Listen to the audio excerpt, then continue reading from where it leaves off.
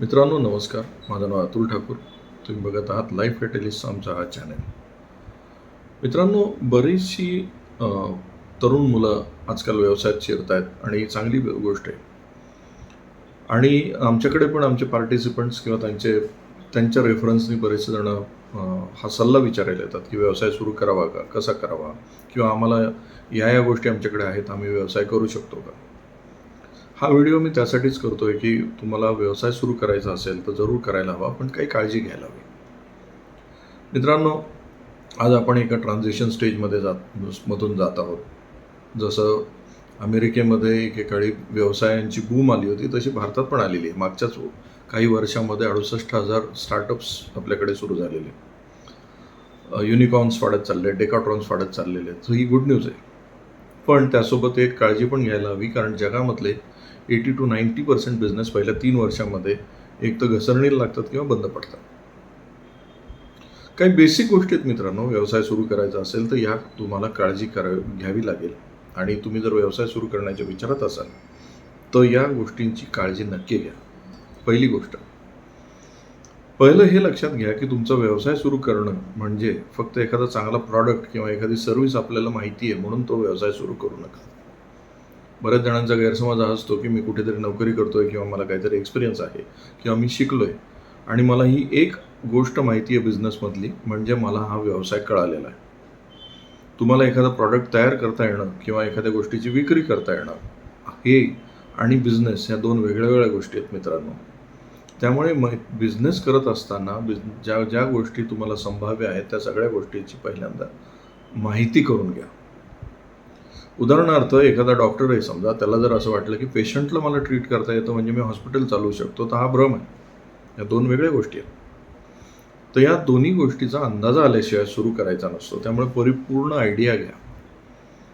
दुसरं महत्त्वाची गोष्ट तुम्हाला समजून घेण्याची गोष्ट आहे की फायनान्स जो आहे तो तुम्हाला उभा करण्याचं तुम्हाला हे ठरवावं लागेल की माझा यासाठी लागणारा फायनान्स किती आहे आणि तो मी कुठून उभा करणार.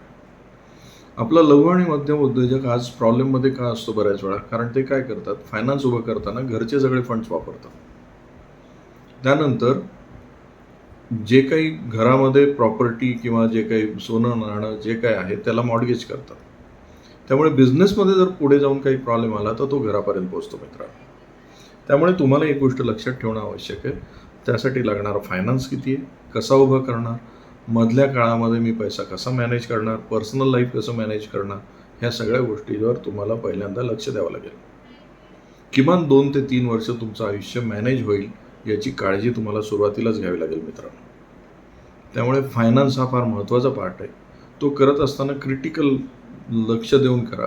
बऱ्याच जणांना सुरुवातीला उत्साह असतो, त्यामुळे थोडंसं ओव्हर बजेटिंग करतात, ओव्हर स्पेंडिंग करतात, अशा गोष्टी घेतात ज्या व्यवसायाच्या काही कामाच्या नसतात.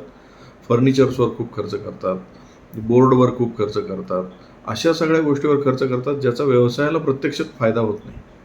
केवळ त्यांना बरं वाटावं म्हणून एक चांगलं केबिन बनवतात, AC बनवतात, खुर्च्या चांगल्या चांगल्या महागड्या विकत घेतात. खूप जास्त खर्च हा आर्किटेक्चरवर खर्च होतो, ज्याचा व्यवसायाला फायदा होईलच असं नाही आहे. त्यामुळे तुम्ही व्यवसायात खर्च करत असताना थोडंसं काळजीपूर्वक फायनान्सकडे लक्ष द्या. तिसरी गोष्ट लक्षात घ्या, लिगल आस्पेक्ट्स काय काय आहेत तुमच्या बिझनेसचे, हे सगळे तुम्हाला कंप्लायन्स करावं लागेल मित्रांनो. लिगलच्या बाबतीत एक आहे की तुम्हाला माहीत नाही म्हणजे तुम्ही एखादी गोष्ट केली नाही असं चालत नाही. तुम्हाला एखादा व्यवसाय सुरू करायचा आहे तर त्याचे लिगल आस्पेक्ट, लिगल कॉन्सिक्वेन्सेस, त्यासाठी काय काय तुम्हाला करावं लागणार आहे, खर्च किती येणार आहे, हे सगळी माहिती तुम्ही घ्या. वेबसाईट्स, त्याच्यानंतर डोमेन नेम, त्याच्यानंतर तुम्ही सगळ्या ज्या काही प्रिंटिंग करणार आहात प्रत्येक गोष्ट ही तुम्हाला लक्ष देऊन करावी लागेल. आता प्रिंटिंग करत असताना पण काळजी ही घ्या की तुम्ही सगळ्या गोष्टी परिपूर्ण काटेकोररित्या तपासल्याशिवाय खूप मोठी स्टेशनरी प्रिंट करून घेऊ नका. मी कित्येक माझ्या उद्योजकांकडे पाहतो की असंख्य व्हिजिटिंग कार्ड्स पडलेले असतात, स्टेशनरी प्रिंट होऊन पडलेली असते, जी की वापरत येत नाही. तर मग सांगतात की ह्याच्यात हे बदलावं लागलं, डोमेन नेम बदलावं लागलं, वेबसाईट बदलावं लागली, काही पण कारणं असतात. मित्रांनो, प्रिंटिंग स्टेशनरी तुम्हाला करन्सीसारखी वापरता आली पाहिजे. तुमचं प्रत्येक प्रिंटेड पेपर हा नोट आहे खरं म्हणजे, त्यासाठी तुम्ही पैसे टाकलेले आहेत. इतकं काळजीपूर्वक तुम्ही त्याला बघायला हवं. चौथी, व्यवसाय सुरू करत असताना काळजी घ्यायची ती म्हणजे तुम्हाला व्यवसाय सुरू करणं म्हणजे टीम तयार करणं हे लक्षात घ्या. त्यामुळे मिनिमम जेवढी लोकं लागणार आहेत ती अगोदर तुम्हाला घ्यावी लागतील, त्यांच्यावर मेहनत घ्यावी लागेल, त्यांना तुमच्यासोबत ट्रेन करत करत पुढे जावं लागणार. टीम ही इन्व्हेस्टमेंट आहे, खर्च नाही आहे. बरेच जण विचार करतात थोडा व्यवसाय सुरू होऊ द्या मग टीम घेऊ. तुम्ही मग आयुष्यभर स्वतःच काम करण्यातून बाहेर पडणार नाही आहात. तुम्हाला एक चांगली टीम सुरुवातीलाच करायची. अगदी छत्रपती शिवरायांनी सुद्धा मुर्डेश्वराला जाऊन शपथ घेतली त्यावेळेस मावळे सोबत घेतले होते, एकट्याने जाऊन शपथ नाही घेतली. तसा आपला उद्योजक बराचसा एकटाच शपथ घेतो आणि तो नंतर म्हणतो की मी ठीक आहे नंतर मावळे जमा करेल. असं होत नाही मित्रांनो. तुम्हाला सुरुवातीलाच तुमची टीम काय लागणार आहे, कोण लागणार आहेत, क्वालिटी काय असेल, त्यांचं काम काय असेल हे सगळं लिहून काढा आणि त्यासाठी लागणारी लोकं सोबत घ्या. आणि सगळ्यात महत्त्वाची गोष्ट, तुम्हाला प्रचंड शिस्त ठेवावी लागेल आयुष्यात जर तुम्हाला व्यवसाय सुरू करायचा आहे. मित्रांनो, एक लक्षात घ्या, व्यवसाय सुरू करणं हे वर्करनी खूप सोपं आहे, कारण त्याला काही लागत नाही. 2-3 बऱ्याच जणांना काय असतं, एखादा शॉप किंवा एखादा रेंटेड प्लेस घेतात, तिथं जाऊन कुठली तरी पूजा करतात आणि 4-5 म्हणजे ज्याला म्हणू की 5-50 मित्रांना बोलवतात, त्यांच्या उपस्थितीत व्यवसाय सुरू करतात आणि त्यांना असं वाटतं एवढ्यानी सफिशियंट आहे. नो, तुमचा मार्केट रिसर्च झाला पाहिजे. तुमचा प्रॉडक्ट कुठे विकला जातो हे पाहिलं पाहिजे. प्रॉडक्टची डिमांड काय ते पाहिली पाहिजे. प्राइसिंग काय ठेवू शकतं हे सगळं पाहिलं पाहिजे.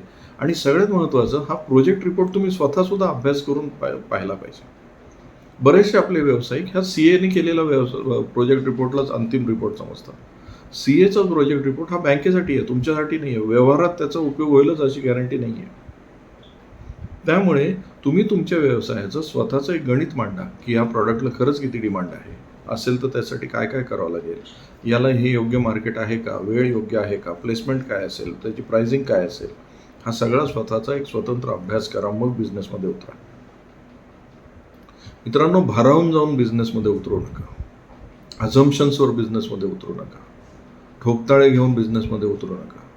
Business is black and white, reality आहे मित्रांनो. हे सगळं अभ्यास करून कागदावर मांडा, स्वतः परत चेक करा आणि मग व्यवसायात जा. बरेचसे जण CAकडे जातात आणि सांगतात प्रोजेक्ट रिपोर्ट तयार करा. तो प्रोजेक्ट रिपोर्ट बँकेसाठी असतो, तुमच्यासाठी नाही. त्यामुळे या सगळ्या गोष्टींची काळजी घ्या, मग व्यवसायात उतरा मित्रांनो. फक्त प्रॉडक्ट किंवा सर्व्हिस माहिती आहे म्हणून शिरू नका. अन्यथा पैसे पण गमावून बसाल आणि मॉर्गेजमध्ये तुमच्या घरची पण संपत्ती त्याला तुम्ही स्टेकवर लावा. मित्रांनो, या व्हिडिओत इथेच थांबूया. हा व्हिडिओ आवडला तर याला लाईक करा, शेअर करा आणि सबस्क्राईब करायला विसरू नका. धन्यवाद.